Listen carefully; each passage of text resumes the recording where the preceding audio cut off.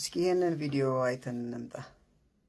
በአዲስ ዓመት ዋዜማ የተሰማ የምስራች ስሙ።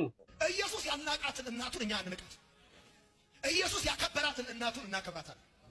ለማርያም ትልቅ አክብሮትና ቦታ አለ። ማንም ወንጌል አማኝ ኢየሱስን አምናለሁ ብሎ እናቱን መናቅ፣ እናቱን መካድ አይችልም። እናቱን አለማክበር አይችልም። ዋናው ጉዳይ በቦታቸው ይሁኑ። እንግዲህ እንደተመለከታችሁት ነው ፕሮቴስታንቶቹ ክብር ለኢየሱስ ብቻ ሲሉ እንደነበረ የሚታወስ ነው። አሁን ይህንን ትምህርታቸውን ደግሞ እየካዱትና እየበጠሱት ይገኛል ማለት ነው።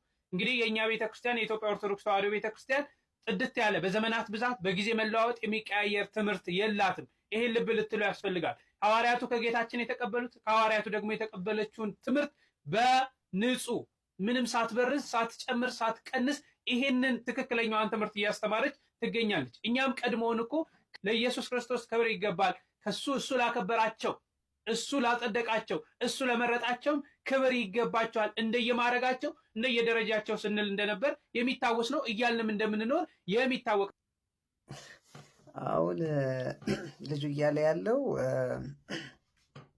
የአቋም ለውጥ አድርጓል ነው። ዮናታን ያው የአቋም ለውጥ አድርጓል እና ዮናታን ፕሮቴስታንቶችን እንደሚወክል አድርጎ አሁን በፊት ክብር ለኢየሱስ ብቻ ነበር የሚሉ አሁን ግን ድንግል ማርያምን እናክብራት እያሉ ነው፣ ወይም ወደ ማክበር መጥተዋል እና ትንሽ ስለቀራቸው ጸልዩላቸው እና ወደኛ እየመጡ ነው። ኦርቶዶክስ ግን እስካሁን ምንም አቋም አልቀየረችም። ጴንጤዎች ግን ይኸው በየጊዜው አቋም ይቀያየራሉ አይነት ነገር ነው የተናገረው እና ወንድማችን እና ሌሎች ደግሞ እንዲያስተውሉ የሚፈለገው ነገር ምንድን ነው? ክብር ለእግዚአብሔር ብቻ የሚለው ነገር እና እነሱ አሁን አንተ የተረዳህበት ነገር በጣም የተለየ ነገር ነው። ድንግል ማርያምን ማክበር ማለት ለእሷ ስዕል ስሎ መስገድ ማለት አይደለም። ድንግል ማርያምን ማክበር ማለት በስሟ የተራበ በማብላት የዘላለም ሕይወት አገኛለሁ ማለት አይደለም። ድንግል ማርያምን ማክበር ማለት በስሟ ውሃ ጠጥቶ ሥላሴን የካደ 78 ነፍስ የበላ ሰውዬ ይድናል ብሎ ማለት አይደለም። ጠዋት ማታ ነይ ነይ እያሉ መጥራት ወይም ትመጣለች ብሎ ማመን ማለት አይደለም። አንተ ራስህ በቪዲዮ መጨረሻ ላይ ድንግል ማርያም ልቦና ትስጣቸው እንዳልከው ከአሰጭነት ወደ ሰጪነት ማሳደግ ማለት አይደለም። ድንግል ማርያምን ማክበር ማለት ኃጢአትን ይቅር ትላለች ማለት አይደለም።